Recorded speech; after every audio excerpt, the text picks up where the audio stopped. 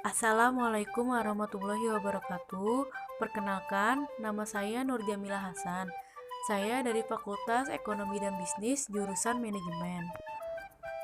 Sebelum masuk ke materi, saya akan menjelaskan terlebih dahulu apa itu indeks pembangunan manusia. Nah, indeks pembangunan manusia ialah suatu metode pengukuran perbandingan dari harapan hidup, melek huruf, pendidikan, dan standar hidup untuk semua negara seluruh dunia. Dan IPM digunakan untuk dapat mengklarifikasikan apakah sebuah negara ialah disebut negara maju atau negara berkembang atau malah negara terbelakang, dan juga untuk mengukur pengaruh dari kebijakan ekonomi terhadap kualitas hidup.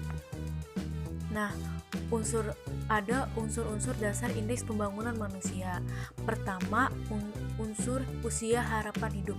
Nah, usia harapan hidup mencerminkan usia maksimum yang diharapkan seseorang untuk dapat bertahan hidup. Pembangunan manusia harus lebih mengupayakan agar pendudukan dapat mencapai usia harapan hidup yang panjang.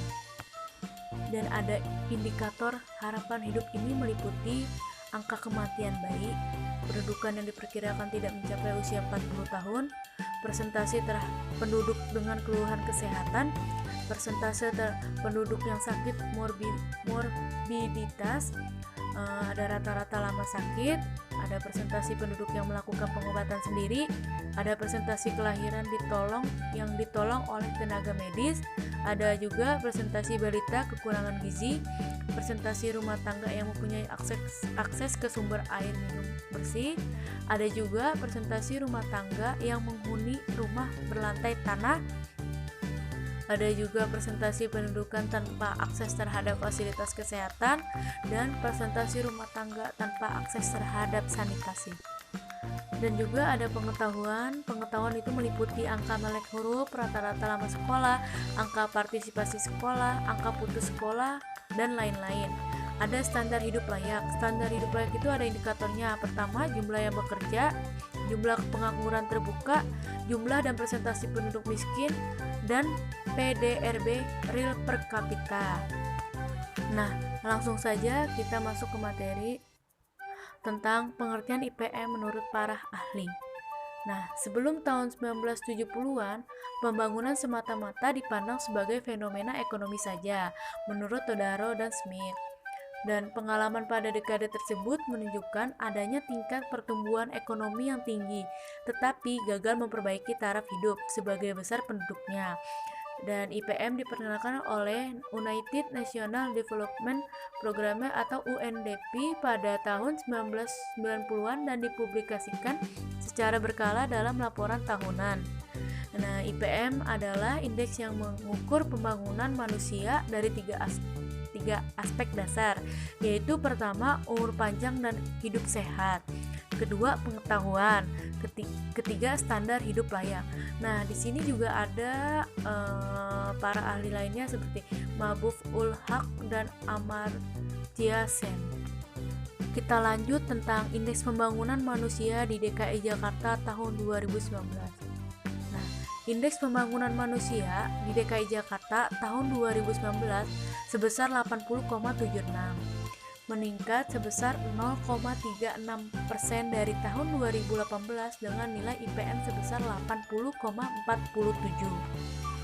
Pembangunan manusia didefinisikan sebagai proses perluasan pilihan bagi penduduk, atau IPM merupakan indikator penting untuk mengukur keberhasilan dalam upaya membangun kualitas hidup manusia.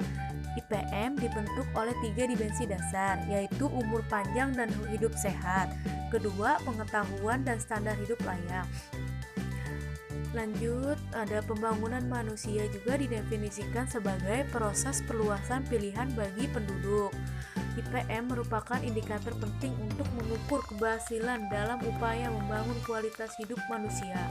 Nah, IPM juga dibentuk oleh 3 dimensi dasar, yaitu pertama, umur panjang dan hidup sehat, kedua, pengetahuan dan standar hidup layak. Nah, di slide selanjutnya ini ada gambar grafik indeks pembangunan manusia di DKI Jakarta pada tahun 2015 sampai dengan 2019. Nah, di sini ada 7 warna. Yang pertama itu warna biru muda, itu lokasi DKI Jakarta. Pastinya yang kedua itu warna oranye, itu Kepulauan Seribu. Yang ketiga abu-abu itu Kota Jakarta Selatan. Yang keempat kuning Kota Jakarta Timur. Yang kelima ada biru tua Kota Jakarta Pusat. Yang keenam ada warna hijau Kota Jakarta Barat. Dan yang terakhir warna biru dongker itu ada Kota Jakarta Utara. Nah, di sini dari 2015 sampai 2019 itu mengalami peningkatan. Nah, berdasarkan data yang dapat diambil dari Pusat Statistik Jakarta, indeks pembangunan manusia di DKI Jakarta ini terus mengalami kenaikan setiap tahunnya. DKI Jakarta tahun 2019 sebesar 80,76. Sejak tahun 2017, status IPM DKI Jakarta berada di kategori sangat tinggi, yaitu status IPM dengan passing grade di atas 80. Pencapaian tersebut membuat DKI Jakarta berada pada peringkat dengan nilai IPM tertinggi di Indonesia. Bahkan secara total, nilai IPM DKI Jakarta berada jauh di atas IPM nasional, yaitu sebesar 71,92. Nah, semua kota atau kabupaten di DKI Jakarta mengalami peningkatan IPM setiap tahunnya. Pada tahun 2019, IPM terendah berada pada Kabupaten Kepulauan Seribu dengan indeks sebesar 71,4. Sedangkan IPM tertinggi berada pada Kota Jakarta Selatan dengan indeks sebesar 84,75. Pertumbuhan IPM tertinggi 2018 ke 2019 berada pada Kota Jakarta Timur dengan pertumbuhan sebesar 0,77%. Sedangkan pertumbuhan IPM terendah itu pada tahun 2018 ke tahun 2019 berada pada Kota Jakarta Pusat dengan pertumbuhan sebesar 0,28%. Nah, selanjutnya di sini ada angka harapan hidup saat lahir di DKI Jakarta pada tahun 2015 sampai dengan 2019. Kita ngambil dari angka 5 tahun terakhir. Nah, di sini ada 2015 ada 72,43, 2016 ada 72,49, ke tahun ketiga 2017 72,55, tahun keempat 2018 72,67, 2019 ada 72,79. Nah, dari tahun 2015 ke 2019 ini selalu naik angka harapan hidup saat lahir di DKI Jakarta. Nah, IPM dibentuk oleh 3 dimensi dasar, yaitu umur panjang dan hidup sehat, digambarkan oleh indikator angka harapan hidup atau AHH. Pengetahuan digambarkan oleh indikator rata-rata lama sekolah atau RLS, serta harapan lama sekolah atau HLS. Standar hidup layak digambarkan oleh indikator pengeluaran per kapita yang disesuaikan. Angka harapan hidup saat lahir mempresentasikan dimensi umur panjang dan hidup sehat. AHH DKI Jakarta tahun 2019 sebesar 72,672. Tahun 2019 memiliki peluang untuk hidup hingga umur 72,79 tahun. Semakin lama angka harapan hidup, maka kualitas kesehatan di wilayah tersebut semakin baik. Angka harapan hidup tertinggi berada pada Kota Jakarta Timur dengan AHH sebesar 74,37 tahun. Nah, selanjutnya ada harapan lama sekolah dan rata-rata lama sekolah di DKI Jakarta pada tahun 2015 sampai dengan tahun 2019. Nah, di sini ada warna biru. Warna biru itu harapan lama sekolah di DKI Jakarta. Kalau yang warna oranye itu rata-rata lama sekolah di DKI Jakarta. Nah, harapan lama sekolah dan rata-rata lama sekolah adalah indikator yang mengukur dimensi pengetahuan. Di DKI Jakarta mengalami kenaikan setiap tahunnya.